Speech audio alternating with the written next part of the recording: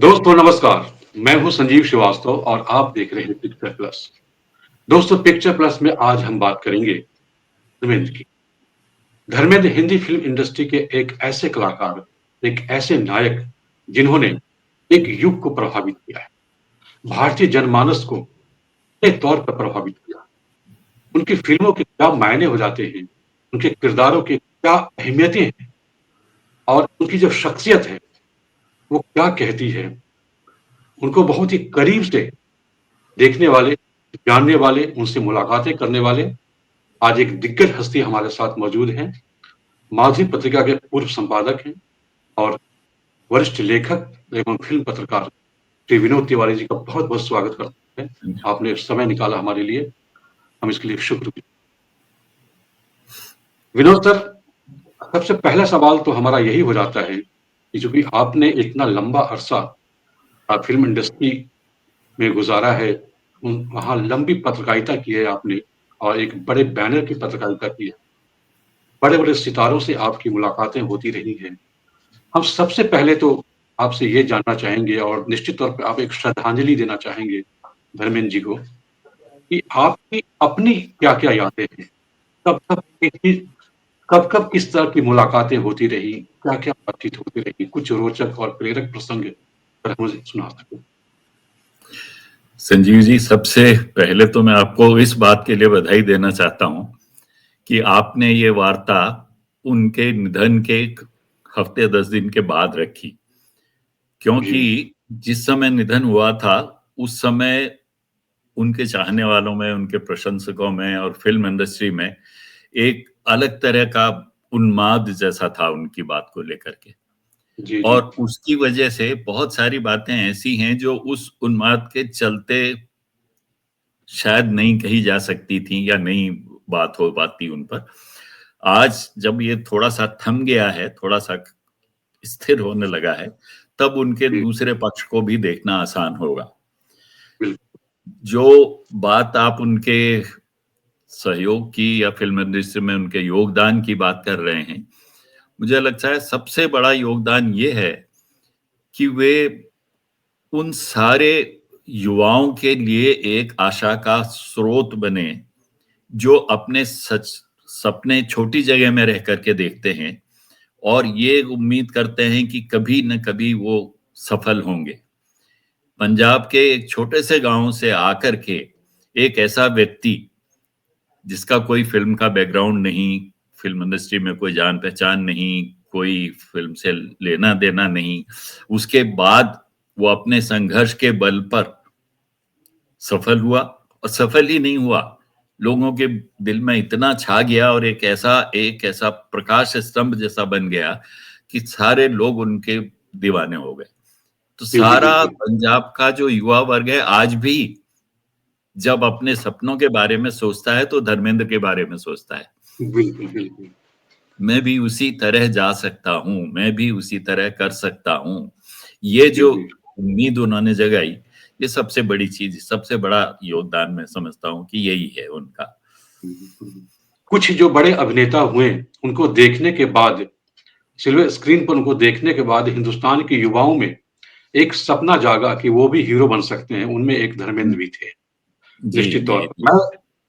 मैं कुछ आपसे आपकी मुलाकातों का ज़िक्र मैं चाह रहा था। आपकी कब-कब मैं मुलाकातें हुई और क्या-क्या बातचीत होती जी, थी? जी, जी, जी, जी। सबसे पहले आप उनसे कब मिले? क्या जी, प्रसंग था वो? कुछ आप सुना सकें वो तो? शुरू में जो मेरी मुलाकातें उनसे हुई, वो उस जी, समय हुई जब वो थोड़ी सफलता उनको मिलने लगी थी। कुछ जी, फ़िल्म आ गई थी और थोड़ा पैसा भी आ गया था और जुहू में उनका बंगला बन रहा था। जी, उन दिनों मनोज कुमार का भी बंगला वहाँ बन रहा था, उनके घर से थोड़ी ही दूर था वो भी और जी, इनका जी। भी बन रहा था। दोनों वैसे भी दोस्त थे और बात दोनों का बंगला बन रहा था। तो हुँ, जो बंगला करीब-करीब समझिए पूरा होने को था, उसमें रहने चले गए थे लेकिन अब काफ़ी काम बाकी था उसमें। जी, जी, तो वहाँ ज़्यादातर मुलाकातें उसी में होती थी जी, और उस समय एक अच्छी बात ये थी कि हुँ, पत्रकार जो थे उनकी इज़्ज़त आज के मुकाबले में ज़्यादा थी और जो स्टार थे उनमें वो घमंड कहना चाहिए या वो जो एक तरह की धृष्टता होती है वो नहीं थी। आराम से मिलते थे, बहुत प्यार से मिलते थे और बहुत अच्छा होता था। तो वो जो बंगला बन रहा था उसके ऊपर के छत पर, जिसे कहते हैं छत पर, वहां उनका, उसमें उन्होंने अपना जिम बनाया था, पूरी मशीनें लगा करके उसमें जिम था। और सवेरे के समय आमतौर पर वो वहीं मिलते थे। अच्छा। या तो एक्सरसाइज करके फ्री होके बैठ जाते थे या आने की तैयारी में होते थे तो उस समय उधर ही बैठते थे, वहीं ऊपर के दूसरा या तीसरा मामला था शायद, उसमें थे। तो वहां एक खास बात ये थी कि जो ग्राउंड फ्लोर था जी। वो, वहां पर एक तरह की रसोई चलती थी। उसमें अच्छा। मतलब चाय पानी का और नाश्ते का इंतजाम रहता था वहां, और थोड़ी कुर्सियां रखनी, बैठने की जगह होती थी। वो ड्राइंग रूम नहीं था लेकिन एक तरह का रिसेप्शन एरिया जैसा था वो उन्होंने बनवा रखा था। और अच्छी बात या मजे की बात ये थी कि उस बंगले का गेट हमेशा खुला रहता था, बंद नहीं था। अच्छा। तो कोई भी जना आए तो आ सकता था। बाद में उनका नहीं, और सब का ये हो गया कि कभी भी गेट किसी अनजान के लिए खुलता नहीं था, या जान पहचान वालों के लिए भी बहुत मुश्किल से गेट खुलते हैं बंगलों के। आज तो बहुत ही ज्यादा हो गया सिक्योरिटी का मामला, तो वो खुला रहता था।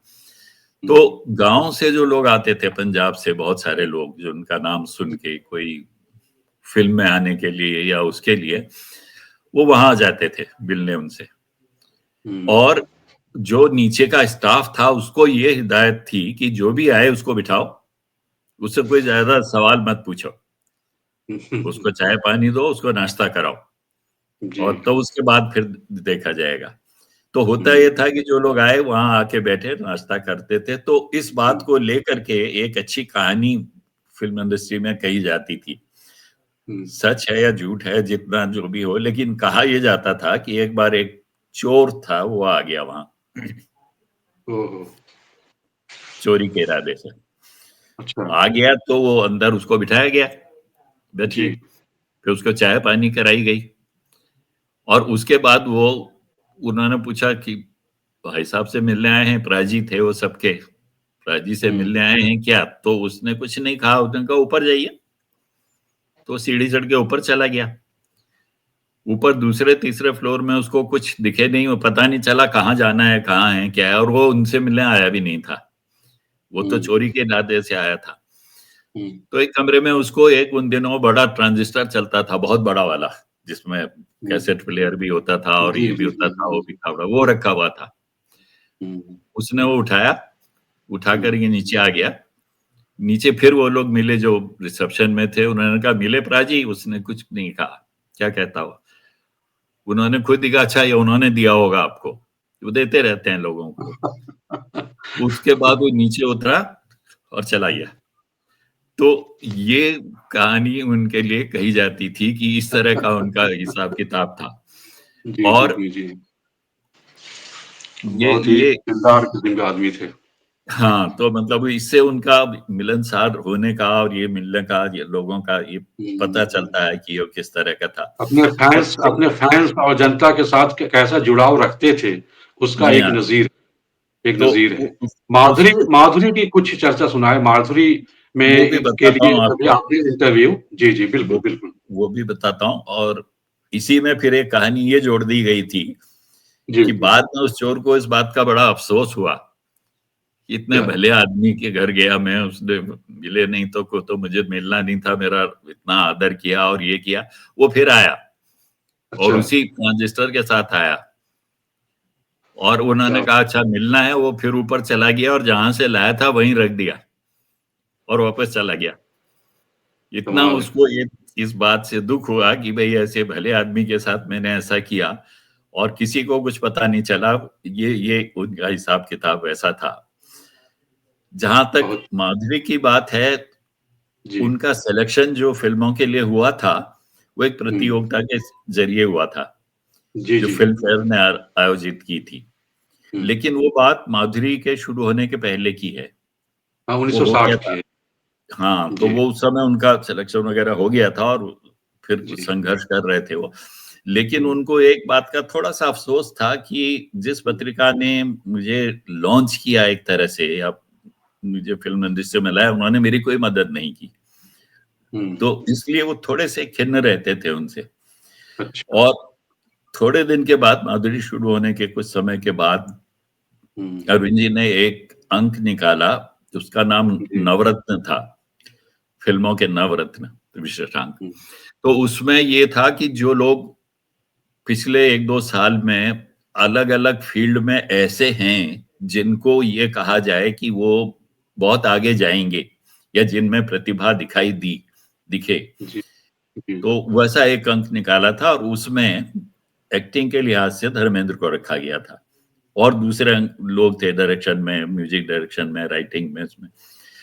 तो उसी का कवर भी था, कवर पेज में उनकी फोटो थी शो में। जी, तो जी। वो इतना उस बात से, ये बात उनको इतनी दिल में अच्छी लगी, इतना प्रभावित हुए कि वो माधुरी के ऑफिस तक आए अरविंद जी से कहने के लिए कि आपने मुझे वो इज्जत दी है, या आपने मुझे वो सहारा दिया है जिसकी मैं हमेशा उम्मीद करता था किसी मैगजीन से। जी, और जी। बाकी स्टाफ से मिले, लोगों से मिले, तो इस तरह की मिलना जुलना, इस तरह का वो उनका रहता था हिसाब किताब। बाद में जब उनका हिमा जी के साथ रोमांस चलने लगा था, जी, थोड़ा सा उस समय की बात बताता हूँ, तो जी, रोमांस जी। की बात थी, हुँ, शादी नहीं हुई थी। हुँ, हुँ, तो वो किस तरह से बात करते थे, या किस तरह से एक तरह के बड़े जबरदस्त किस्सा गो जिसे कहते हैं ना, वो उस तरह हुँ, के। तो बार बार, कई बार जब स्टूडियो में हम लोग जाते थे, या मैं मिला उनसे जब, तो और जब उस हेमा के साथ शूट कर रहे होते थे, जी, तो जी। वो एक कहानी उन्होंने गढ़ रखी थी, एक वो कहानी सुनाते थे उनको, हुँ, और हेमा जी को उस कहानी में इतनी हंसी आती थी, इतनी हंसी आती थी कि लोगों को ताज्जुब होता था कि ये क्या ये है। तो कहानी ये थी कि एक आदमी था, उसके पास एक घोड़ा था, हुँ, बहुत मजबूत घोड़ा था, अच्छा। और उसी थोड़ी दूर के गांव में एक लड़की रहती थी, वो उससे उनको लगाव हो गया। तो कहीं ना कहीं वो अपने और हेमा जी के बीच के वो उसको प्रतीक बनाते रहते थे। जोड़ते रहते तो, थे, जी, जी। तो उन्होंने उससे कहा कि तू मेरे गांव में आ जा, लड़की से कहा तू भी यहीं आ जा, साथ रहेंगे। तो हुँ, लड़की ने कहा जी ऐसा कैसे हो सकता है, मेरे पास तो इतने बड़े बड़े खेत हैं, मेरे पास ये है, मैं इन्हें छोड़ के कहीं नहीं जा सकती। हुँ, तो उन्होंने कहा कि अच्छा, अगर जो तेरे खेत हैं वो मेरे गांव में आ जाएं तो उन्होंने कहा, तो लड़की ने कहा कि फिर ठीक है, फिर हो सकता है। तो हुँ, लड़के ने वो सारे के सारे खेत जो हैं वो उठा के अपने घोड़े पर रख लिए, अच्छा। और वो घोड़ा बहुत तेज था, दौड़ता था, तो वो कहीं दौड़ता दौड़ता इतनी दूर निकल गया कि उसमें जो उस समय ये बीज बोए गए थे वो बड़े बड़े हो गए, इतनी दूर चला गया वो। फिर उन्होंने लड़की से कहा कि ये तो वहां जाकर के रुक गया हो एक जगह, कहेंगे कि अब, तो उसने कहा कि अब क्या, अब बताओ तुम लाओ ऐसे। वो फिर गए, फिर उन्होंने वो अनाज काटा, उन अनाज काट के बेच दिया, बेच देने हुँ, के बाद फिर जो पैसा आया उससे फिर उसको तैयारी करके फिर लाए घोड़े को वहां। हुँ। फिर बीच में बरसात आ गई, फिर वो बीच जी, में फिर अनाज बेचने लगा, यानी वो किस्से पे किस्सा जोड़ते जाते थे उस जी, जी, तरह जी, से। जी। और हुँ, कुल मिला करके ये हंसी का ये मावा की ये कहानी हर बार नहीं होती थी, उसमें दो कैरेक्टर ठीक थे, वो घोड़ा, ये और ये दोनों प्रेमी। तो उस तरह का किस्सा सुनाया करते थे वो, जो चलता बिल्कुल। रहता था। तो जी, जी। और जहां तक इंटरव्यू की सवाल है, जी। उसमें ये था कि दो बातें उनकी उसमें हमेशा रहती थी। एक तो जी। ये कि मेरी जो कोशिश है वो सफल हो गई, ये बड़ी बात है बस। मैं इसमें अपना कोई बहुत बड़ा योगदान नहीं समझता। अपने अच्छा। आप को मैं ये थोड़ा बहुत, मेरा कहने का मतलब है कि बहुत पोलाइट से इस मामले में अपने आप को, हुँ, जैसे इसरार वाली बात नहीं थी कभी भी, शुरू से भी, हुँ, और हुँ, बात तक हुँ, की उसमें। जी, तो जी। ये मानते थे कि जो भी है भगवान का दिया हुआ है, मेरा कोई हुँ, इसमें बहुत ज्यादा योगदान नहीं है। लेकिन इतनी बात ये जरूर है कि शुरू में जब वो आए थे और उस समय बहुत शर्मीले भी थे, कम अच्छा। बोलते थे पहले, बहुत कम बोलते थे।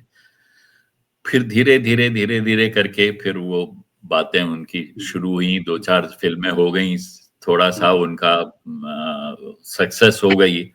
तो उसके बाद वो थोड़ा-सा खुल के बोलने लगे हुँ। और फिर तो लोग जानते ही हैं, एक के बाद एक उन्होंने फ़िल्में की। मैं हाँ, एक चीज़ आपसे जानना चाहता था कि जिस वक़्त वो इंडस्ट्री में आए, जी, क्योंकि उनकी लाइफ़ जब मैं देखता हूँ, तो लाइफ़ के अलग-अलग फ़ेज़ में अलग-अलग किस्म की चुनौतियाँ उनके सामने आती हैं। अलग-अलग स्टार की चुनौतियाँ भी सामने आती हैं। हालात की भी चुनौतियाँ उनके सामने आती हैं।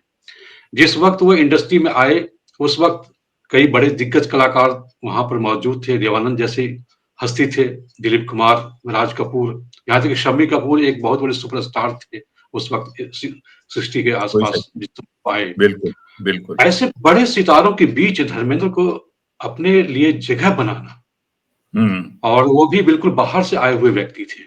जी, जी।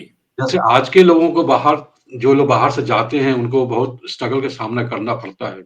हाँ, उसी तरीके से उन्होंने भी एक तरह से स्ट्रगल किया था। तो मैं ये जानना चाहता हूँ कि संक्षेप में बताएँ, हम लोग फिर आगे और बढ़ेंगे, कई सारे सवाल मैंने लिख रखे हैं आपसे पूछने के लिए। हाँ। तो जो शुरुआती चुनौतियाँ क्या-क्या वो बताते थे कि किस किस प्रकार की चुनौतियों का सामना उनको करना पड़ा था शुरू में? ये तो बात उन्होंने औरों को भी बताई है, हमें भी बताते ही थे, हमेशा ये कहते जी। थे। सबसे बड़ी बात ये थी कि हुँ। एक्टिंग में उनका कोई बैकग्राउंड तो था नहीं जी, और जी। उस समय कोई ट्रेनिंग इंस्टीट्यूट जैसे भी चीज़ नहीं होती थी। हुँ, हुँ, तो क्या चीज़ कैसे की जाए, ये इसका कोई ये नहीं था, कैसे हुँ, करें? तो हुँ। शुरू में जो उनको फ़िल्में मिली, जिनमें बाद में से किसी में से उनको हटा भी दिया गया, तो लोग उनसे ये कहते थे कि पत्थर से एक्टिंग करवाई जा सकती है, तुम्हारे बस की नहीं है, जाओ। तो ओके। वो ये था कि जो शरीर सौष्ठव था ना, वो तो बहुत गजब था, इसमें को इस बात जी, को जी, सभी बिल्कुल, मानते हैं। बिल्कुल। हाँ, हाँ। तो लोगों को, शुरू के लोगों को ये लगता था कि ये सिर्फ फिज़िक की वजह से ट्राई कर रहा है और बाकी कुछ इनका वर्क नहीं हो सकता ये सब। तो इस वजह से 2-3 फ़िल्मों में से उनको हटा भी दिया गया था और ये था कि ज़्यादा कोई बड़ा कोई रोल कर नहीं सकेगा, कहीं होगा नहीं इससे, इसके बस की हुँ, ही चीज़ नहीं है ये। इस तरह का हुँ। रिजेक्शन औरों को भी झेलना पड़ा है, ये बात नहीं कि उन्हीं जी, के जी, साथ है। बिल्कुल, बिल्कुल। लेकिन ये बिल्कुल। बात उनके लिए बहुत, तो ये उनका दिल तोड़ देने जैसी बात थी और एक बार उन्होंने ये तय भी कर लिया था कि सब कुछ शायद मेरे से नहीं होगा, ये मेरे बस की बात नहीं है। लेकिन फिर ठहरे, लोगों ने भी बताया, जिनमें मनोज कुमार का नाम सबसे ज़्यादा लिया जाता है कि उन्होंने उनको ढाँढस दिया और उनको ठहराया। फिर हुँ, उसके बाद धीरे-धीरे से वो बात बनने लगी उसकी। लेकिन जो खूबसूरती की बात थी, मर्दाने हुँ, खूबसूरती की बात थी, उसको तो सबने स्वीकारा है। हुँ, उस बिल्कुल। सिलसिले में कभी एक, वो भी देखा होगा आपने भी शायद, एक समारोह हुआ था, मैं भी था उसमें, मेरे सामने की बात है वो भी। बड़ा हुँ, समारोह था। दिलीप कुमार उसमें कंडक्ट कर रहे थे उस शो को, लोगों को इंट्रोड्यूस कर रहे थे। जी, तो उसमें धर्मेंद्र को इंट्रोड्यूस करते हुए दिलीप कुमार ने कहा, जी। काश ऐसी बॉडी मेरी भी होती। इस तरह हाँ, का हाँ, बिल्कुल। इस तरह का सौंदर्य, इस तरह की बॉडी मेरी भी होती।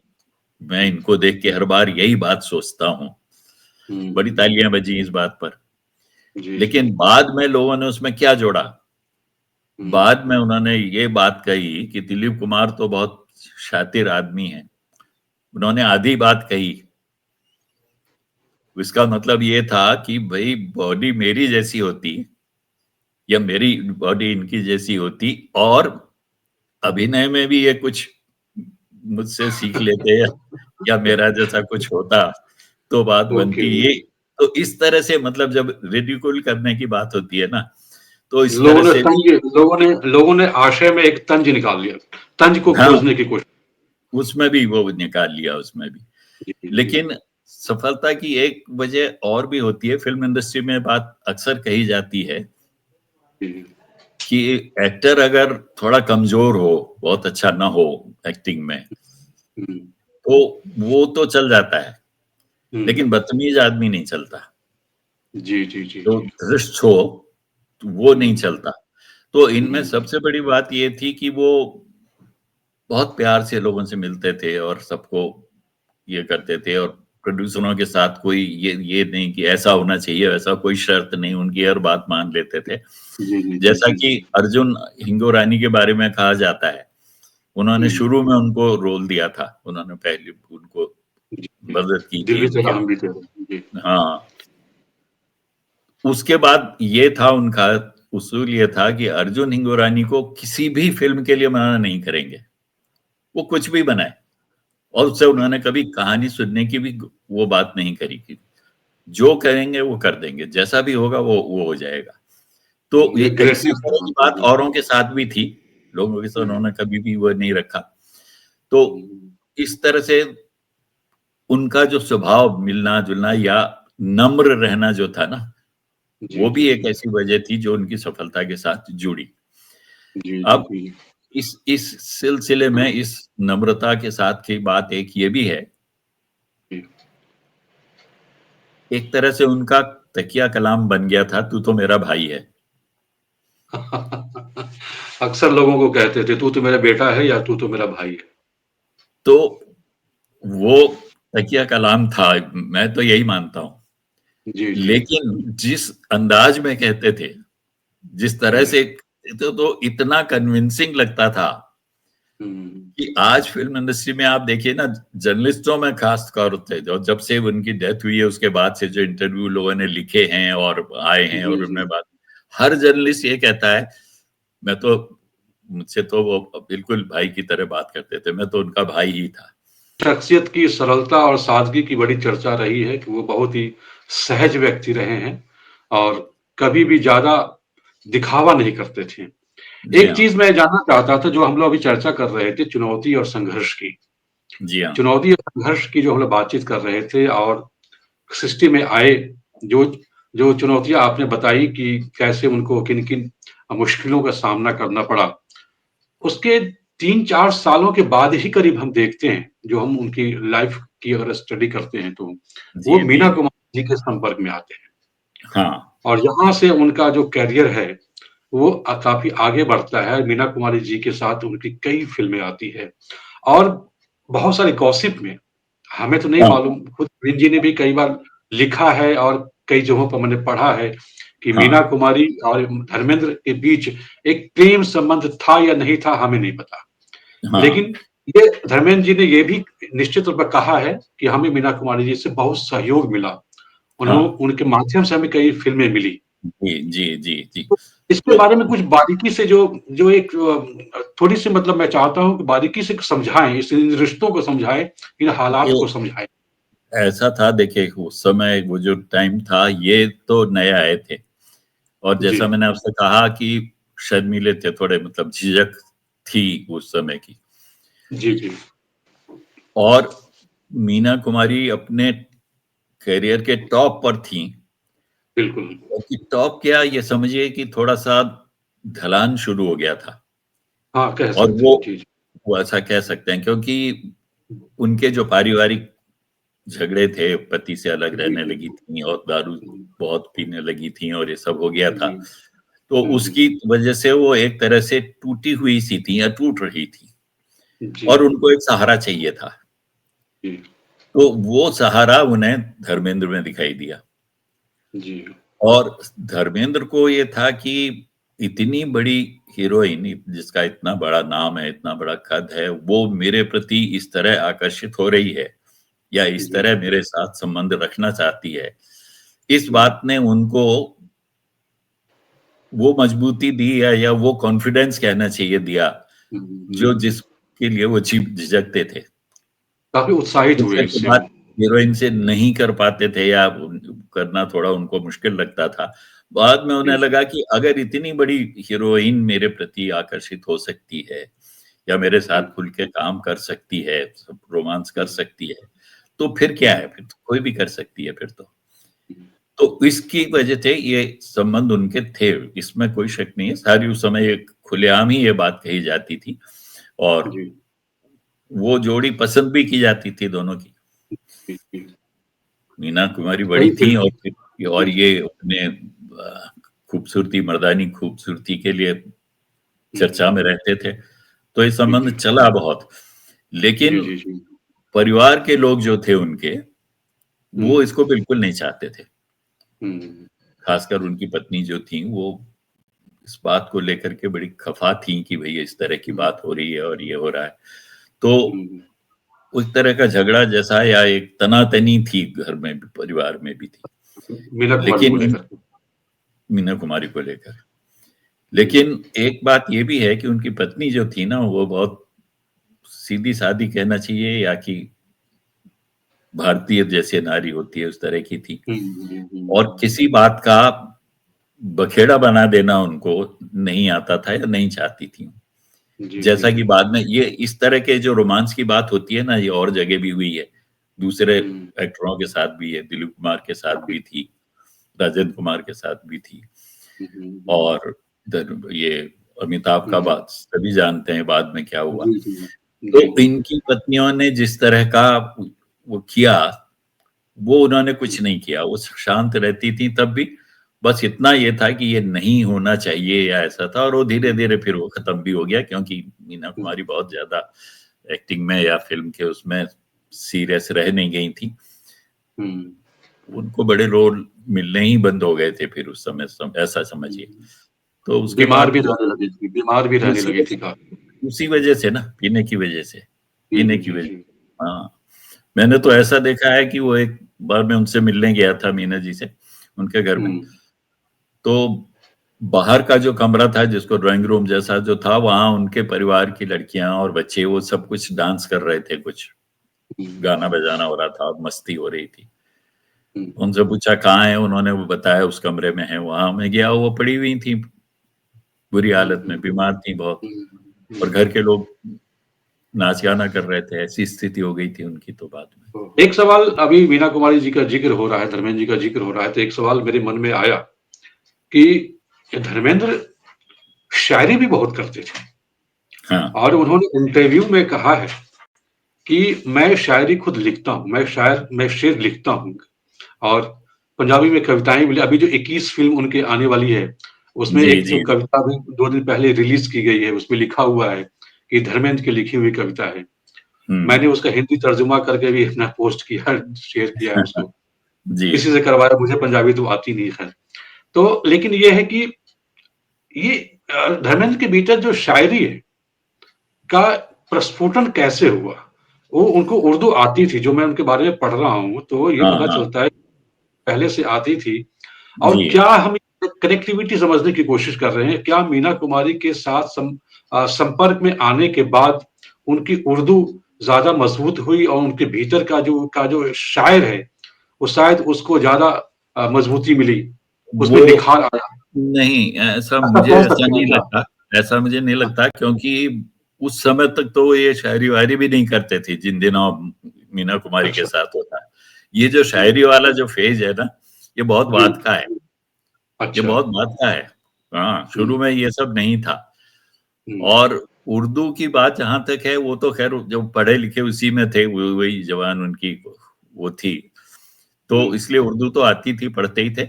लेकिन हुँ, शायरी-वायरी उन्होंने बहुत बाद में जाकर के शुरू की।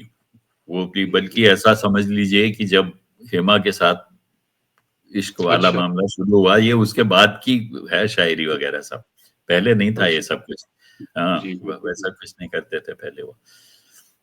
हेमा जी का बार-बार ज़िक्र आ रहा है। मैं वो सवाल 1-2 सवाल की बात करना चाह रहा था, लेकिन हाँ, मैं चाहता हूँ अभी चर्चा शुरू हो गई है, तो क्यों नहीं अभी ही वो बात कर ली जाए, फिर हम जी। आगे आएँगे उन सब पे।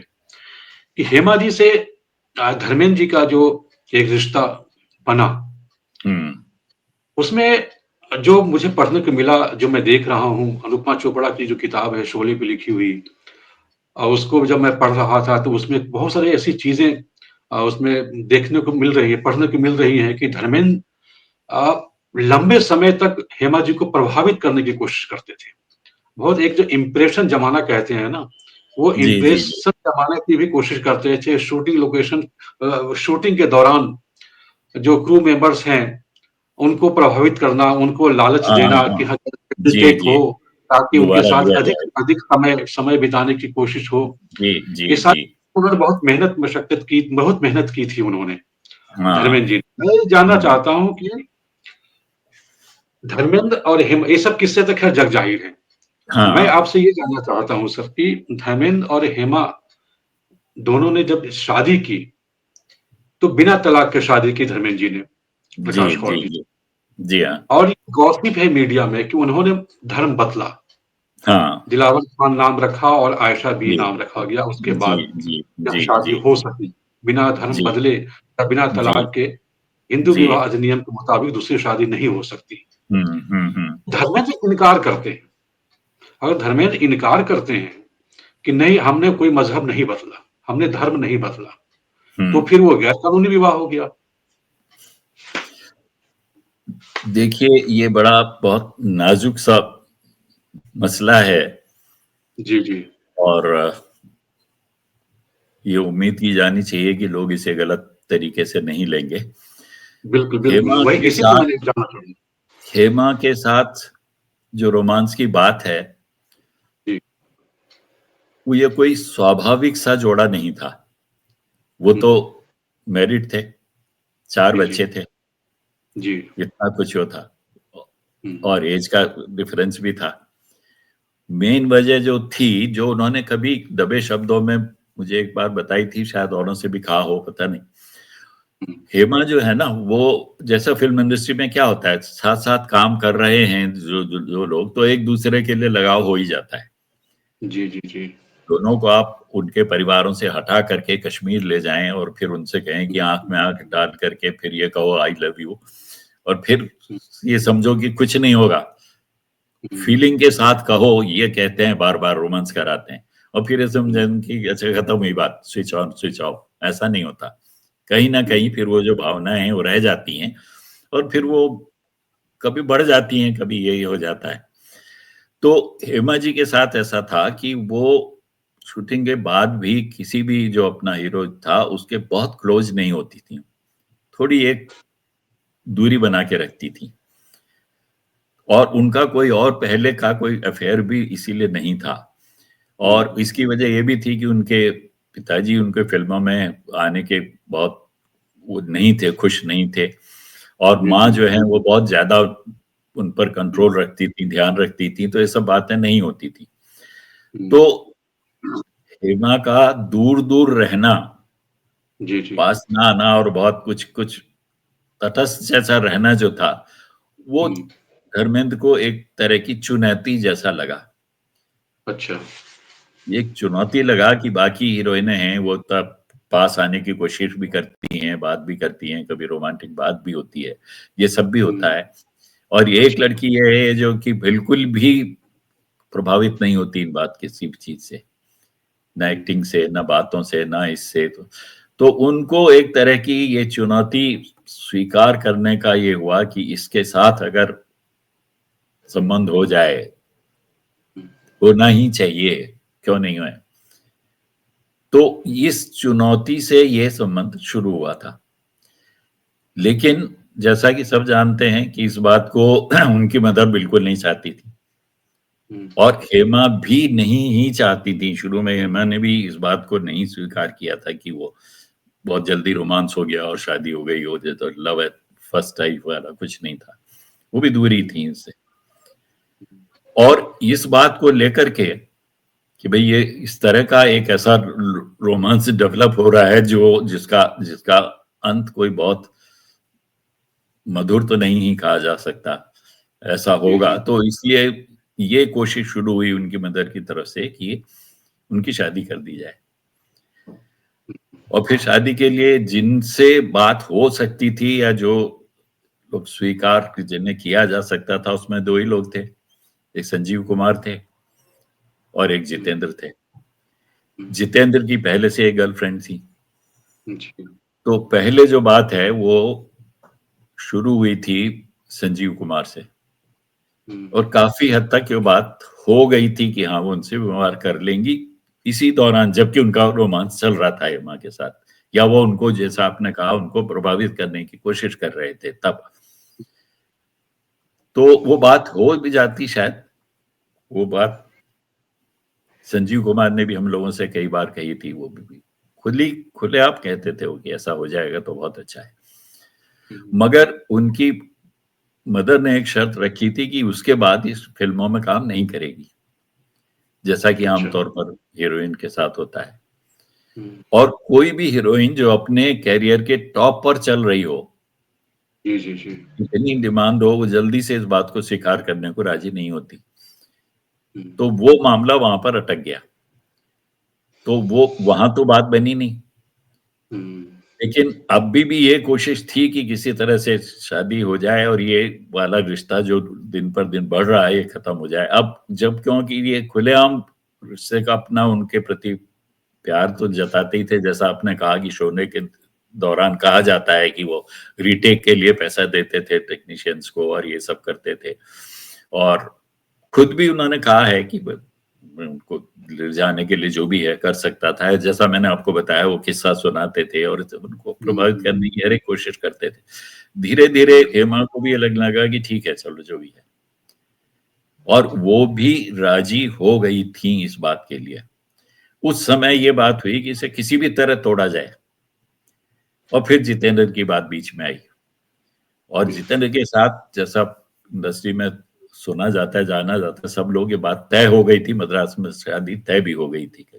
ये लोग मद्रास में थे और जितेंद्र यहाँ से जाने वाले थे, शादी दूसरे दिन होने वाली थी या पहुंच भी गए थे बल्कि। ये खबर धर्मेंद्र को लग गई थी और तब वो जितेंद्र की गर्लफ्रेंड को लेके वहां पहुंच गए और उन्होंने वो शादी तोड़वा दी। ये बात कही जाती है इंडस्ट्री में, सब लोग जानते हैं ये इस तरह का था। तो इस तरह से करके वो मामला जो शादी का हो सकता था दूसरी जगह नहीं हुआ। अब जो मैं आपसे कह रहा था कि एक नाजुक सी बात वो ये है जिसका आपने भी जिक्र किया कि वो उसके लिए शादी के लिए उन्होंने धर्म बदल लिया था। जी, जी, जी। तो मुझे लगता है देखिए जैसे हर सिक्के के दो पहलू होते हैं ना। जी, जी। एक अच्छा भी है, एक दूसरा भी हो सकता है।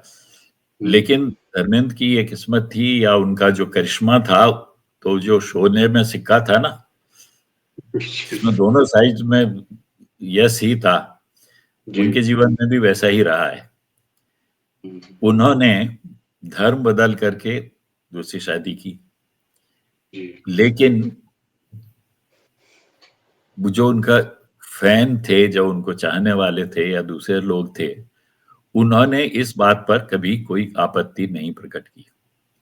उनकी तरफ से कभी ये नहीं हुआ कि इन्होंने ऐसा क्यों कर लिया। और यही बात बाद में चल करके आगे जो बात अभी नहीं कही जा रही है, मैंने आपसे पहले ही कहा था कि ये मामला थोड़ा सा नाजुक है। बंबई से जो बातें आप पुलिस डिपार्टमेंट से या बहुत नजदीकी लोगों से सुनने में आती हैं, वो ये है कि ये जो मृत्यु के बाद जो संस्कार की बात हुई, चुपचाप सवेरे सवेरे कर दिया गया और तो खबर नहीं की। उनके पीछे भी एक बात ये थी कि जब पहली बार उनकी मौत की खबर आई थी, उस समय कुछ लोगों ने, जो अराजक तत्व होते हैं ना समाज में, जो बिल्कुल मौका ढूंढते हैं, जो देखते हैं भीड़ भाड़ होगी उसमें दंगा किया जा सकता है, वहां ये तैयारी थी कि जब शव यात्रा जाएगी, भीड़ भाड़ होगी, जो बड़ा जुलूस निकलेगा, ये होगा, उस समय काले झंडे दिखा करके इस बात को उठाया जाए कि व्यक्ति तो हिंदू था नहीं। तो ऐसे व्यक्ति का इस तरह से क्यों ये किया जा रहा है, इसे बहाना बना करके एक अराजकता फैलाई जाए, इस तरह की कुछ खबर थी, इनपुट था ऐसा। जी, जी, जी, जी। अब स्पष्ट रूप से ये बात कही जा रही थी। तो इसी बात को लेकर के, इसी बात को समझ करके जब सचमुच में वैसा मौका आ गया तो सवेरे-सवेरे निपटा दिया गया कि न रहेगा बाँस न बजेगी बाँसुरी। खत्म, को पता भी नहीं चलेगा। जी, जी, जी, तो ये बिल्कुल। ऐसा कहा जाता है कि ऐसा था और इसीलिए बाद में जो प्रेयर मीटिंग हुई, उसमें जी। भी प्रेस को नहीं अलाउ किया। हुँ, फोटोग्राफर नहीं गए, प्रेस वालों को नहीं गया। बहुत स्ट्रिक्ट बात ये रखी कि वहाँ जाकर के भी मीडिया कर्मी के तौर पर कोई घुस जाए और कोई कुछ बात करे, ऐसा हो हुँ, सकता है ना? तो हुँ, वहाँ भी कोई कहीं नहीं गया और चुपचाप उस मामले को इस तरह से अब ये परिवार की सोच थी या पुलिस की सोच थी या जो भी था, लेकिन जो मामला मैंने कहा ना सिक्के का दूसरा पहलू बन सकता था, नहीं हुआ। उन्हीं के पक्ष में रही बात। आज भी कोई उस बात को ये नहीं कह रहा है कि ऐसा क्यों हुआ, वो क्यों मुसलमान बन गए थे और क्यों उन्होंने ऐसा किया और फिर उस पक्ष को कोई नहीं आता हो। तो वो उनके उस ऑरा का भी असर हो सकता है। उनका जो जी, जी, व्यक्तित्व बिल्कुल। था, उसका जी, भी जी, हो जी। सकता है कि लोग उस बारे में बात करना ही नहीं चाहते या सोचते हैं कि नहीं ये ऐसा हो ही नहीं सकता। तो जी, इसी तरह की बातें उनको जनमानस में ऐसा उनका एक वो है, इसीलिए जो मैंने शुरू में कहा था कि एक जो उन्माद बना हुआ था उनका, उस हुँ। उन्माद के दौरान ये सब बातें नहीं कही जा सकती थी। नहीं जी, तो जी, बिल्कुल, बिल्कुल। फिल्म जी, इंडस्ट्री जी। में ये कहने वाले बहुत लोग हैं। जी, जी। बहुत लोग आज भी दबी दबदान से ये कहते हैं कि हुँ, धर्मेंद्र ने हेमा के प्रति अन्याय ही अन्याय किया। हुँ, हेमा को इस विवाह से क्या मिला? कोई परिवार नहीं, वो अलग रहीं। कोई उनका आना-जाने नहीं, बेटियों को वो प्यार नहीं मिला जो मिलना चाहिए, जो परिवार को ये होना चाहिए, वो सब उन्हें नहीं मिला। उन्होंने धर्मेंद्र ने अपने कहना चाहिए स्वार्थ के लिए ये विवाह किया। हेमा को तो कुछ नहीं मिला। लेकिन हेमा ने कुछ नहीं किया, उन्होंने शांत रह कर के परिवार को चलाया, बेटियों को पाला, ये किया दोनों। और ये हेमा ने पहले भी कह रखा था कि वो शुरू में ही जब शादी की बात थी कि वो कभी भी जी। धर्मेंद्र के घर रहने नहीं जाएंगी। हुँ, रहने का मतलब उस परिवार को तोड़ने की बात जो है वो नहीं की। तो ये तो इसका जो सारा श्रेय है ना दो व्यक्तियों को है, एक हेमा और एक धर्मेंद्र की पत्नी को। प्रकाश कौर को, जी। खास मैं तौर वही कहना चाह रहा था कि इस परिवार में एक सबसे बड़ी खूबसूरती की बात ये हो जाती है कि करीब 45 साल तक दाम्पत्य जीवन दोनों ने गुज़ारा है, धर्मेंद्र और हेमा मालिनी ने। और पहला विवाह भी उनका काफ़ी पहले हो गया था, इंडस्ट्री में आने से पहले ही हो गया था। पहले हो तो गया था एक जी हाँ। बहुत ही फ़िल्म इंडस्ट्री जैसी जगह में, जहाँ की बहुत तरह के विवाद होते हैं दाम्पत्य जीवन में, प्रेमी-प्रेमिकाओं में, पति-पत्नी में, वहाँ इन्होंने इतने लंबे समय तक शांतिपूर्वक, बिना किसी विवाद के, बिना किसी गॉसिप के बिताया, एक सफलतापूर्वक दाम्पत्य जीवन बिताया। ये अपने आप में बहुत बड़ी बात हो जाती है और शायद इसीलिए उनके फैन्स ने कभी उस तरफ ध्यान नहीं दिया और चर्चा नहीं करना चाहा। देखिए हम बात ये एक है तरह ना, से जी, जी। बात ये है कि जैसा मैंने कहा ना कि वो जो सिक्का है वो तो एक ही पक्ष दिखाता है, जी, जी। दूसरा पक्ष की बात करता नहीं। जी, जी। तो ये इस बात का श्रेय है कि दोनों परिवार ठीक से रहे और कोई बड़ी बात नहीं हुई, कोई और कुछ ऐसा नहीं हुआ। इसका श्रेय धर्मेंद्र के बजाय ज्यादातर लोग उनकी पत्नी को देते हैं। बिल्कुल, बिल्कुल। जैसा राज बिल्कुल, कपूर के बिल्कुल। साथ क्या हुआ था जब उनका रोमांस हो गया था, तब तो जी। उनकी पत्नी छोड़ के होटल में रहने लगी थी। हुँ। जब अमिताभ बच्चन बीमार थे तो जया ने रेखा की एंट्री बंद कर दी थी। हुँ, हुँ। ऐसे और भी उदाहरण बहुत से हैं। जी, दिलीप जी, कुमार का ले बिल्कुल। लीजिए, जब क्योंकि उनकी बिल्कुल, दूसरी बिल्कुल। विवाह था तब क्या हुआ था? सायरा ने हुँ। भी उस समय तो ये किया, स्टेप डाउन कर ही दिया था ना। हुँ, हुँ, प्रकाश बिल्कुल। राव ने क्या किया? कुछ नहीं। उन्होंने हुँ, जितना भी ये उनका एक स्टेटमेंट कहीं आता है, कहीं मैंने उनके मुँह से तो नहीं सुना, मैं उनसे कई बार मिला हूँ। लेकिन हुँ, ये इस तरह की बात आती थी कि धर्मेंद्र का व्यक्तित्व ही ऐसा है कि कोई भी लड़की हुँ, उनके प्रति आकर्षित हो जाएगी, मैं क्या करूँ? हुँ। ऐसा इतना कह के वो शांत हो गई और उन्होंने कभी भी कोई यही बात उन्होंने हेमा जी के लिए भी कही। जो मैंने पढ़ा है हाँ, उसके मुताबिक हेमा इतनी खूबसूरत हैं, इतनी जी, प्रतिभाशाली कारा हैं कि उनसे कोई भी पुरुष प्यार करना चाहेगा, अगर मेरे पति ने किया तो क्या बुरा। तो अब ये देखिए बहुत बड़ी बात है, ये सामान्य बात नहीं है। कोई स्त्री ऐसा मुश्किल से ही कहेगी, जो जानती भी है तो भी नहीं कहेगी ना ऐसा, जी, तब जी, भी नहीं बिल्कुल, होगा। बिल्कुल। तो बहुत बड़ी ये जो बात है। परिवार में उन्होंने शांति बनाए रखी है और दोनों को कुछ नहीं हुआ, ये उनकी तरफ से भी और धर्मेंद्र की तरफ से भी, उनके हुँ। बच्चों ने भी। जी, हालाँकि जी। ये कहते हैं उनके संबंध बहुत अच्छे नहीं थे, वो कभी हाँ, लेकिन बेटे उनके पब्लिक डोमेन में कोई बाइट नहीं है उनकी इस संबंध में। बहुत इस ही संबंध में खामोशी से, कोई नहीं, कोई दोनों की नहीं। बात नहीं। तो मैं वो एक सवाल सर आपसे मैं एक सवाल आपसे करना चाहता हूँ कि धर्मेंद्र को मिले सम्मान के बारे में। जी, धर्मेंद्र इस मामले में थोड़े लकी साबित नहीं हुए कि उनको ना तो बेस्ट एक्टर का फ़िल्म फेयर अवार्ड मिला, ना ही नेशनल अवार्ड मिला और पिछले कई सालों से उनके फैन्स इंतज़ार कर रहे थे कि शायद उनको दादा साहब फाल्के पुरस्कार मिल जाता। इस मामले में भी वो बिल्कुल उपेक्षित से रहे, वंचित से रहे। यहाँ तक कि उनसे देखिए जो बहुत जूनियर हैं, उन सबको दादा साहब फाल्के पुरस्कार मिला है। विनोद खन्ना जी को मिला, एक मिथुन को मिला, लेकिन एक इनको एक नहीं मिला। बात क्या वजह एक समझते हैं आप? एक बात बहुत अच्छी तरह से बहुत साफ समझ लेनी चाहिए। फ़िल्म जी, इंडस्ट्री में 2 बातें होती हैं। एक होते हैं स्टार, जी, है ना? और एक होते हैं कलाकार। जी, जी, फ़िल्म कलाकार जो फ़िल्म की एक्टिंग को बारीकी से जानते हैं। जी, जी, तो जो पुरस्कार वाली बात होती है, जी, जी, उसमें बिल्कुल। फैन की गिनती कहीं नहीं होती। उसमें ये हाँ, कभी नहीं देखा जाता कि ये कितना बड़ा स्टार है। हुँ, आज भी हुँ, देख लीजिए ना, आज के जो 3-4 5 बड़े-बड़े नाम लिए जाते हैं, उनमें भी स्टार वाला जो मामला है वो ज़्यादा है, एक्टिंग कम जी, है। कहीं-कहीं हुँ, तो एक्टिंग है ही नहीं, हुँ, है ना?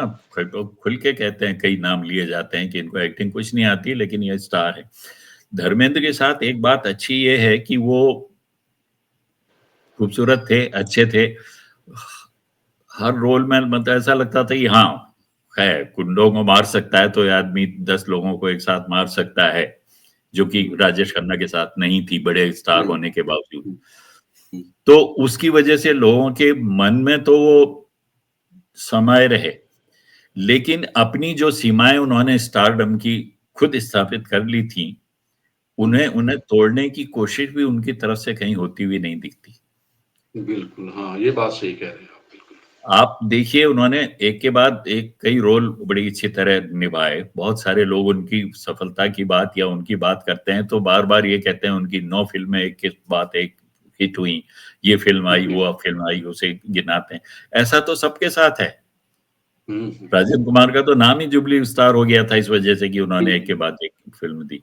हुँ, जितेंद्र की जितनी सारी फ़िल्में हैं, लेकिन इन लोगों को भी कोई पुरस्कार नहीं मिला क्योंकि इन्होंने अपने स्टारडम से बाहर जाकर के कुछ करने की कोशिश नहीं की।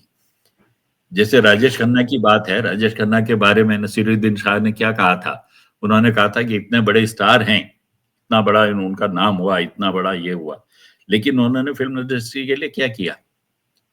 उन्होंने कौन-सा ऐसा रोल अलग जाकर के करने की कोशिश की कि ये लगता है कि भई ये सचमुच बहुत बड़े बात कलाकार हैं। नहीं किया, इसलिए वो उनको बड़ा नहीं मानते थे। इसका मतलब ये है कि जैसे अमिताभ बच्चन हैं, इतना बड़ा नाम था, लेकिन उसके बाद में उन्होंने वो पा और वो दूसरी तरह की फ़िल्में की ना, जिसमें बिल्कुल बौना बन गए थे वो और बीमार थे हुँ, और जब से हुँ, हुँ, पाए जी, पा इसी तरह से कमल हासन ने किया था ना बौने का रोल। अपने अपनी सीमाओं से बाहर जाकर के ये क्या मैं ये कर सकता हूँ और या क्या हुँ, मैं ये करके दिखा सकता हूँ। ये जो एक चीज़ होती है, वो उससे परे ले जाती है फिर स्टारडम से और उसका जी, आदर किया जाता है। अब देखिए जैसे सुनील दत्त थे। सुनील दत्त जब अपने टॉप पर थे तब उन्होंने वो फ़िल्म बनाई थी एक, जिसमें कोई स्टार नहीं था, कोई नहीं था। सिर्फ़ अकेले वो थे। सिर्फ़ बाकी यादें वॉइसेज़ थी। यादें हाँ, मेरे ख्याल से यादें फ़िल्म थी वो एक, सोलो एक्टिंग बहुत की है उन्होंने। सोलो एक्टिंग की है। बहुत बुरी जी, तरह फ्लॉप हुई। बहुत पैसे का उनको नुकसान हुआ। लेकिन उन्होंने एक नई चीज अपने उससे आगे जाकर के करने की कोशिश तो की। आज जी, जी, जी। सुनील दत्त यादें की वजह से याद किए जाते हैं। एक योगदान है उनका फिल्म इंडस्ट्री में। उन्होंने तो इस कैंसर कैंसर पेशेंट के लिए दर्द का रिश्ता भी बनाई थी एक। उन्होंने तो कैंसर के लिए बहुत काम किया। जी। उन्हें दुनिया भर में जाके अमेरिका में और यहाँ और वहां जाकर के वो चंदा लाते थे और हॉस्पिटल्स को देते जी, थे जी। और ये सब किया। उसके अलावा जिस समय वो आतंकवाद फैला हुआ था, उन्होंने यहाँ से वहां तक यात्रा निकाली थी, आज पैदल जिसमें पैदल कहीं यात्रा भी की थी। जिसमें कहीं भी उन्हें गोली मारी जा सकती थी। तो ये जो चीज है ना, जो समाज के लिए या औरों के लिए करने का जो जज्बा है, वो इनमें कम दिखाई देता है। यहाँ जी। तक कि इतना देखिए, वो इलेक्शन लड़े और फिर वो बीकानेर से एमपी हो गए, लेकिन वहाँ फिर कभी गए नहीं। कभी गए नहीं वहां। तो एक तरफ ये कहना, मैं ये कह रहा हूँ, ये आप हमारी आपकी बात नहीं है, ये इंडस्ट्री में जो बातें कही जाती हैं, जो जी, जी, सिक्के का दूसरे जी। पहलू की बात मैं आपसे कर रहा था, वो जी, यही है। लोग ये कहते हैं, एक तरफ वो ये कहते हैं कि भाई मैं किसान हूं, मुझे फार्मिंग से प्यार है। फिर उन्होंने अपना यहाँ फार्म हाउस ले लिया। फिर हर उतना कई एकड़ का था और करोड़ों रुपए उसमें लगाते थे।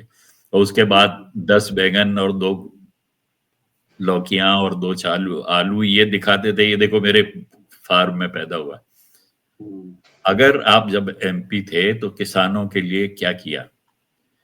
उनके लिए एक भी कोई किसी भी तरह का बात काम नहीं किया, उनके लिए नहीं गए, उनके लिए लड़े नहीं, उनके लिए कुछ बात नहीं किया।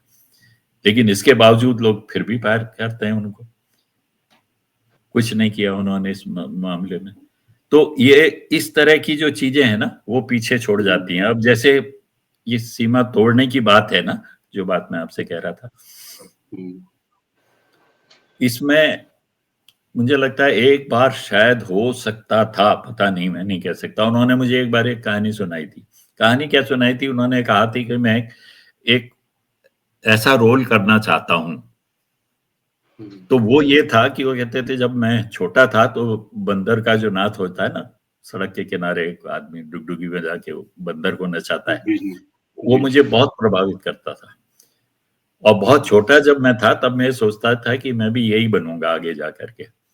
इस तरह के बचपन में एक ये बात थी। बाद में बड़े होके उनको लगा कि उस पर एक फिल्म बनानी चाहिए।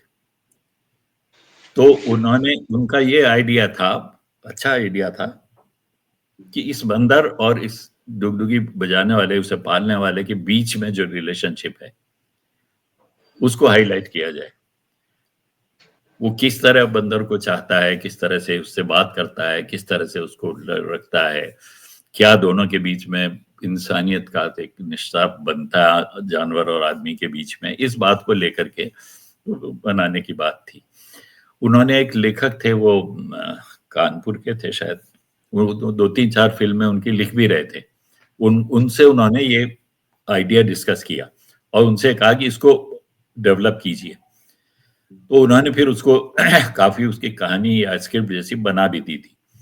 उस स्क्रिप्ट में ये भी था कि वो बाद में उसको ये लगा कि मैंने ये भी किसी परिवार का हिस्सा है, इसकी भी माँ होगी कहीं, कोई जी, भाई जी। बहन होंगे, कोई दोस्त होंगे, और मैंने इसको पाल के रखा है, मैंने बांधा हुआ है, इसलिए इसको ये अन्याय है मेरी तरफ से। उसने एक बार जी, उनसे जी। छोड़ दिया, जंगल में छोड़ आया उसको। और जंगल में दूसरे बंदरों ने उसको इतना मारा, इतना काटा, इतना दुख दिया कि वो भाग आया वापस। तो इस तरह की भावना वाला सब्जेक्ट था, वो उन्होंने डेवलप कराया। मुझे लगता है कि अगर वो अच्छी बनती और उसमें ये काम होता, तो शायद वो अपनी उससे बाहर आ सकते थे, जो बात थी उसमें। लेकिन उसके बाद जो वो बन गया या काफी कुछ डेवलप हो गया, तो जो राइटर थे, उन्होंने एक शर्त ये रखी, एक तो इसे मैं खुद करूंगा, अच्छा। और ये किसी दूसरे डायरेक्टर के साथ करना चाहते थे उसको। और दूसरी बात उसने जो कही, उसने ये कहा कि इसमें डायलॉग कम से कम होंगे, सिर्फ जहां पर बहुत जरूरी होगा वहां पर कुछ बात होगी, थोड़ी सी वो भी। और बाकी बातें एक्सप्रेशन से होंगी। दोनों के बीच एक दूसरे को देख रहे हैं, क्या सोच रहे हैं लोगों को कि दिमाग में वो आना चाहिए। यहां पर बात बिगड़ गई। इनका कहना यह था कि ऐसा डायलॉग डिलीवरी मेरी एक खासियत है, मैं तेरा खून पी जाऊंगा जैसी जो दमदार बातें हैं ना, वो उसमें तो हो नहीं सकती थी। तो उन्होंने कहा कि ये तो नहीं होगा, जब तक बड़े बड़े डायलॉग नहीं होंगे, ये नहीं होगा, तो मैं मतलब चुप रहूंगा तो ऐसा कैसे होगा। तो उस पर वो बात बनी नहीं फिर उसके बाद। तो वो एक मौका था, शायद अगर होता तो पता नहीं, बाद में कहानी का क्या हुआ भी मुझे पता नहीं, वो बनी तो नहीं, मैंने देखी नहीं कहीं उसके बारे में। तो वो मौका वो चूक गए। ऐसा मौका एक आध बार और भी आया था। एक तो आनंद की बात शायद आपने भी सुनी होगी कभी। आनंद का रोल इनको मिलने वाला था, और फिर किसी वजह से, वजह भी क्लियर थी, वो ऋषिकेश मुखर्जी ने राजेश खन्ना को ले लिया। इनको उस फिल्म से, उस रोल से उम्मीद थी कि कुछ अच्छा होगा। और जैसा वो खुद बताते हैं, खुद उन्होंने कहा कि जब उन्हें मालूम पड़ा कि उन्हें हटा दिया गया उस रोल से और राजेश को लेके डिक्लेयर हो गया, तो उन्होंने वो 2-3 घूंट पी करके अपने, जो 2 पैग मार के तो बहुत सारे काम कर लेते थे ना, बहुत सारी चीजों में उन्होंने कहा कि मैंने 2 पैग मारे और उसके बाद किया। तो उन्होंने 2 पैग मार करके सारी रात ऋषिकेश मुखर्जी को बार बार फोन किया, तुमने मुझे क्यों निकाल दिया, तुमने मुझे क्यों निकाल दिया, तुमने मुझे क्यों निकाल दिया। तो वो भी उनके हाथ से गया। एक तो वो था जिसमें वो, दूसरा खुद उन्होंने एक जगह कहा है कि लोग ये कहते हैं कि शोले में मैं ठाकुर का रोल करना चाहता था। हाँ, एक बात तो है। तो मैंने कहा था और वो नहीं माने और ये बात हुई। उन्होंने कहा ये बिल्कुल गलत बात है, मैंने कभी भी नहीं कहा कि मुझे ठाकुर का रोल चाहिए। उन्होंने ये कहा कि मैं ऐसा रोल क्यों करूंगा जिसमें हाथ ही नहीं है, और जब हाथ नहीं है तो एक्शन नहीं होगा, हाथ नहीं है तो रोमांस नहीं होगा। तो जिस आदमी के हाथ ही नहीं है, जो रोमांस नहीं कर सकता, जो एक्शन ही नहीं कर सकता, तो वो क्या करेगा फिर। वही तो सबसे बड़ा अपने आप को प्रूव करने का मौका था ना। बिल्कुल, उसी में तो स्टार से बाहर निकल के कुछ दिखा सकते थे, जिसमें सिर्फ एक्शन के जरिए या डायलॉग के जरिए कर रहा। उनका कहना मैंने नहीं किया जानबूझ के। तो मेरा कहना, मैं समझता हूं कि जो आगे जा सकने के मौके थे वो उन्होंने नहीं किए, नहीं हुआ उनसे, या समझते होंगे शायद कि नहीं कर पाएंगे या जो भी होगा। ऋषिकेश मुखर्जी का कहना ये था कि वो कभी कैंसर के मरीज दिख ही नहीं सकते। शरीर का जो जो उनका जो व्यक्तित्व है वो जैसी ऐसा पर्सनालिटी बेहाल होती है। नहीं दिखेगा, इसलिए उन्होंने उनको वहां नहीं रखा। तो ये जो मौके थे अपनी सीमाएं तोड़ करके अपने आप को प्रूव कर सकने के, वो कभी उनकी तरफ से उसका बहुत प्रयत्न होता हुआ नहीं दिखा। तो जब प्रयत्न ही नहीं है तो फिर फल की कैसे आशा करें, फिर कैसे मान लें कि उनको मुझे पुरस्कार हालांकि मिलेगा। हालांकि हालांकि उन्होंने बाद में खुद भी कई फिल्में बनाई है, प्रोड्यूस की हैं, और उस मौके पर भी उन्होंने उस तरह का कोई लीक से हटकर उन्होंने कोई प्रयोग नहीं किया। वही तो बात मैं आप कह रहा हूँ ना सर। तो आपका आपका सर कहने का आशय ये है कि जिस तरह से बहुत सारे कलाकारों ने लीक से हटकर कुछ प्रयोग किए, प्रयोगधर्मिता जिन्होंने अपने अभिनय में दिखाई, उनको पुरस्कार सम्मान मिला है। उनको वो वही बहुत ही वही देखिए, जब इतिहास की बात होगी ना, फिल्म इतिहास की, उन्हीं लोगों का जी, नाम ऊपर आएगा। जी, जी, संजीव कुमार ने पागल की भूमिका की, जी, डफ एंड डम की, गूंगे बहरे बने।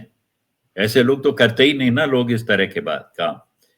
तो ये बात हमेशा याद रखी जाएगी। हमेशा ये रहेगा कि सुनील दत्त ने किया, हमेशा ये रहेगा कि अमिताभ बच्चन ने ये किया। ये लोग आगे जाएंगे, इसीलिए तो वो भले ही उतने बड़े स्टार न रहे हों या पब्लिक में संजीव कुमार के लिए उतनी बड़ी फैन फॉलोइंग जैसी इनकी थी न रही हो, लेकिन वो हमेशा ज्यादा रहेंगे। तो उनको अगर पुरस्कार मिलता है तो उसके हकदार हैं। नसीरुद्दीन शाह ने स्पर्श में किया था ना बंदे का रोल, बिल्कुल, बहुत सुंदर। मिला ना उसके लिए बहुत पुरस्कार। जी, जी, तो बहुत वो बहुत शानदार अभिनय ये किया था। जी, ये जो बात कहते हैं, इन्होंने ये कहा है कि मैं हर साल जाता था और मैंने कई एक फिल्में ऐसी की कि मुझे लगता था कि इसके लिए तो मुझे पुरस्कार मिलेगा ही, और मैं सूट भी सिलवाता था और मैं तैयार रहता था कि इस बार मुझे मिलेगा मिलेगा। तो प्रयत्न तो नहीं है, लेकिन फल की अभिलाषा है। जी, तो जी, उसके जी। बाद फिर फिल्म फेयर ने क्या किया, बाद में उन्हें पुरस्कार दिया life time achievement. Life time achievement पुरस्कार दिया। तो जी, जी। लाइफ टाइम अचीवमेंट का मतलब क्या होता है कि आप जो कर सकते थे देख लिया हमने, आप यहाँ तक तो जा सकते हैं, इससे आगे का आपका नहीं होने वाला है, उतना ठीक है ये वो बहुत ही किया आपने। बहुत ही बहुत ही अहम बात की तरफ आपने इशारा किया है और निश्चित तौर पर हम लोग बहुत ही खास बिंदु पर पहुंच गए हैं कि आखिरकार धर्मेंद्र जी को इतने बड़े सम्मान की बात जो अक्सर कही जाती है कि क्यों नहीं मिला, उसके पीछे की बड़ी वजह एक ये हो सकती है। जो एक चीज़ संक्षेप में मैं उसके बारे में आपसे जानना चाहूँगा, क्या आपको लगता है क्या वह भी एक बड़ी वजह हो सकती है?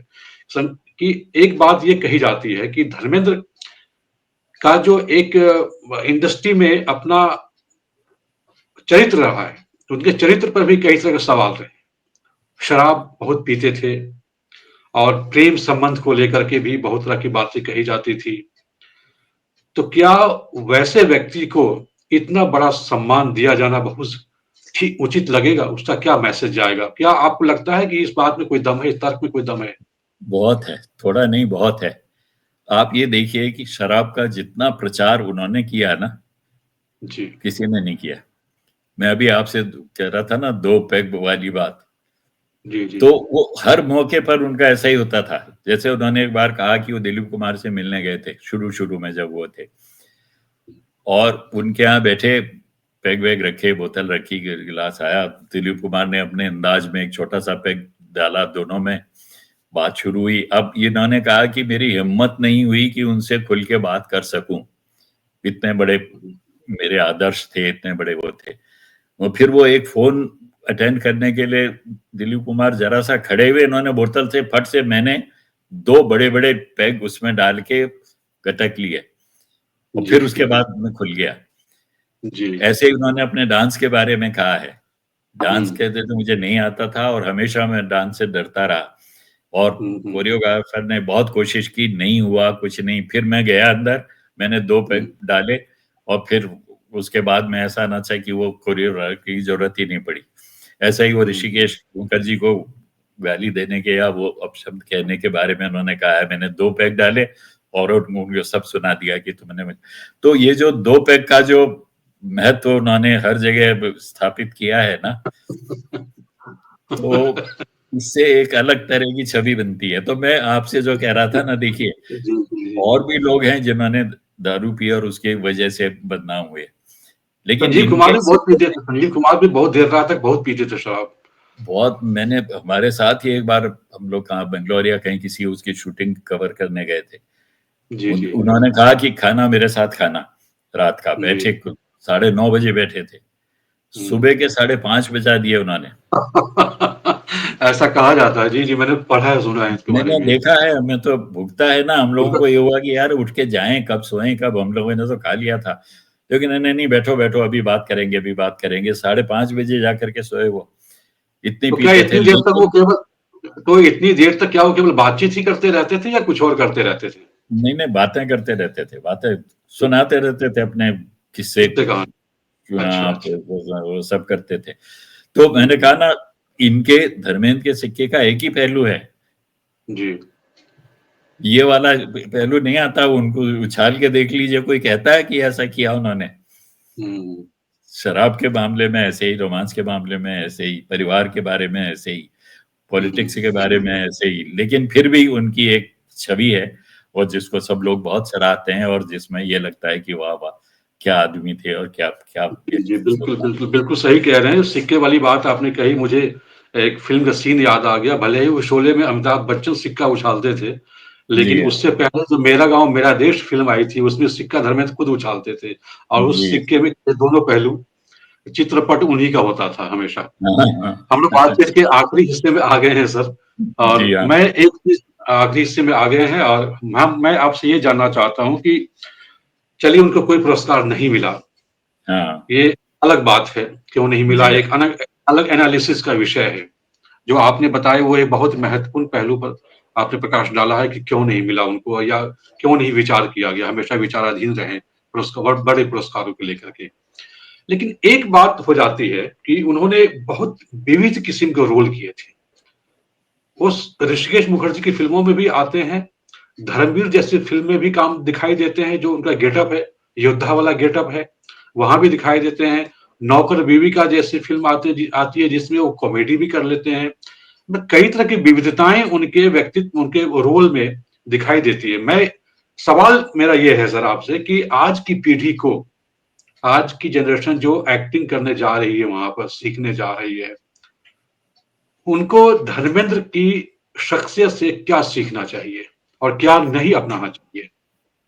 आखिरी सवाल। देखिए देखिए, जो आप कह रहे हैं ना, उन्होंने विविध रोल किए और वो जी, उस गेटअप में ऐसे लगे और डाकू में ऐसे लगे और उसमें ऐसे लगे, उसमें ऐसे लगे। इसमें उनका क्या योगदान है? ये तो डायरेक्टर की बात है कि उसने ये कंसीव किया, लेखक की बात है कि उसने ये रचा वैसा कैरेक्टर कि वो ऐसा जी। होना चाहिए। या हुँ, उनको कॉमेडी के लायक ऋषिकेश मुखर्जी ने समझा, जो हुँ। शुद्ध हिंदी के डायलॉग चुपके-चुपके। बोल करके चुपके-चुपके में वो जो कर गए, हुँ। उसमें ये उन्होंने तो डायलॉग बोला है जो उनको दिया गया। जी, जी, तो जी। जो लोग बार-बार ये कहते हैं ना कि उन्होंने बहुत विविध तरह के रोल किए, ये तो हर एक को करना ही पड़ता है। हाँ, सभी कलाकार करते हैं आमतौर पे। जी। सभी कलाकार करते हैं, करना ही पड़ता है वो उनको। जी, जी। तो वो जो फ़िल्म मिलेगी, जो मिलेगी वो करेंगे। अगर वो कहें नहीं मैं ऐसा ही करूँगा, तो या तो वो इमेज के दायरे में बन जाएगा या जी, फिर जी। इससे बाहर हो जाएगा कि भई ये तो एक्सेप्ट ही नहीं करता। वो तो करना हुँ। पड़ता है। तो ये जो जी, लोग जी। बार-बार कहते हैं ना कि विविधता है उनके उसमें, वो नहीं है। वो तो जी, लेखक की और डायरेक्टर की देन है। जी। लेकिन इसके बावजूद लोग, मैंने कहा ना, उनके सिक्के में एक ही किंग आता है, दूसरा आता नहीं। कोई लोग देखते नहीं। वो इस बात वो जी। कहते हैं, अरे देखो कितना कमाल किया है इन्होंने। तो हुँ। वो उनकी कमाल वाली बात नहीं, उनका कमाल ये है कि जो किया उन्होंने अच्छी तरह किया। भले ढंग से जी। उसको निभा दिया, जैसा उनको जी, किया जी, गया। जी, जी, जी। और जो आप नई पीढ़ी की बात जो कह रहे हैं, उसमें ये है कि अगर कोई ये चाहता है कि मेरा नाम रहे, मैं अच्छा एक्टर कहलाऊँ, अच्छी बात हो मेरे बारे में, तो कुछ ऐसा सोचे जो अब तक नहीं किया गया, जो नई बात हो, जिसके लिए उसे याद रखा जाए। हुँ। बहुत सारे रोल्स के लिए तो बहुत सारे लोग हैं ना जिनको मिल रहे हैं, जो कर रहे हैं, जो कॉमेडी भी हुँ। कर रहे हैं, एक्शन भी कर रहे हैं, ये भी कर, ये तो उनका काम है, इसमें कोई बड़ी बात नहीं है। हुँ। डायरेक्टर के पास जाकर के कहना कि भाई मेरे लिए ऐसा करो, मुझे ज़रा चैलेंज करने दो अपने आप को, मुझे हुँ। प्रूव करने दो, मैं ये भी कर सकता हूँ, मैं इससे भी ज़्यादा जानता हूँ। तो वो वाली जो बात है वो होनी चाहिए। जो आज के जो ट्रेंड लोग जो आ रहे हैं ना, हुँ। नवाज़ुद्दीन हैं या त्रिपाठी जी हैं जी, या जी। वो ये लोग हैं, इनमें है वो वाजपेयी कैसे हैं, उन्होंने किया ना वो अलीगढ़ बहुत अच्छा। वाली जो फ़िल्म है उनकी, एक मनोज वाजपेयी। होमोसेक्सुअल का रोल किया ना उसमें हुँ, उन्होंने, हुँ। तो प्रोफ़ेसर का रोल निभाया। तो फिर तो ये इन लोगों में दायरे तोड़ने की, कुछ नया करने की, कुछ अपने आप को प्रूव करने की जो एक वो ललक दिखाई देती है ना, वो जी। उन पे लैग करती है। तो अगर उसमें रहना है, फ़िल्म इंडस्ट्री में नाम करना है, अपने आप को प्रूव करना है, तो अपने आप को चैलेंज करिए। धर्मेंद्र को किन किरदारों के लिए याद किया जाएगा? किस फ़िल्म के लिए याद किया किन फ़िल्मों के लिए याद किया जाएगा? आपको क्या लगता है? देखिए, अगर ऐसे रोल होते ना, जी। तो कहीं न कहीं पुरस्कार की बात भी होती। ओके। जो जी, भी जी, ठीक। इसको देखेंगे या आपसे जो बात हो रही है, जो बात है, इसको इस रूप में लिया जाना चाहिए कि कोई पर्सनल बात नहीं है और कोई ऐसा नहीं है। मैंने कहा जी, ना, जी, जो जी। जो उन्माद था, उस उन्माद में ये दूसरा पक्ष देखा नहीं गया। इस नहीं देखा दूसरे गया। पक्ष के बारे में बात ही नहीं हुई। ये होगी, जी, आगे जी। जाके होगी, कुछ वर्षों में होगी, हुँ, लेकिन हुँ, देखा हाँ। नहीं गया, तो इसलिए किसी को इसको व्यक्तिगत तौर पर नहीं देखा जाना चाहिए। हमारा काम है एनालिसिस करना, हमारा जी, जी, जी, जी, समीक्षा है जी। ये। तो समीक्षा जी। में तो हर एक पक्ष देखना पड़ता है ना, तो इसलिए बहुत दूसरे बहुत पक्ष सही। जिनका लोगों ने अभी तक ध्यान नहीं दिया वो आपकी इस बातचीत में आ गई, इसलिए आपको भी इस बात की बधाई है। हम लोगों ने समीक्षा की है, उनके उनकी समीक्षा शख्सियत की की है बस, समीक्षा की है। बस समीक्षा है ये। जी, हम भी उनके प्रशंसक हैं। वो पत्रकार होने के नाते वो फर्ज बनता है एक तरह से, बिल्कुल, करना ही बिल्कुल। चाहिए। जी हाँ, बहुत अच्छा लगा सर आपसे बातचीत करके ये। चलिए बहुत-बहुत तो धन्यवाद। हम लोग धन्यवाद फिर आपका। कभी किसी मुद्दे ज़रूर, शख्सियत पे बात। नए समय में मिलेंगे, ज़रूर। तो आप थे विनोद तिवारी जी, माधुरी के पूर्व संपादक और धर्मेंद्र की शख्सियत के बारे में उन्होंने बहुत ही बेबाकी से अपनी राय रखी। उन्होंने समीक्षा की उनकी शख्सियत की, उनकी फ़िल्मों की, उनके किरदारों की। आपको यह वीडियो कैसा लगा? इस वीडियो के कमेंट सेक्शन में ज़रूर लिखिएगा और देखते रहिए पिक्चर प्लस यानी ज़िंदगी का बायोस्कोप। नमस्कार।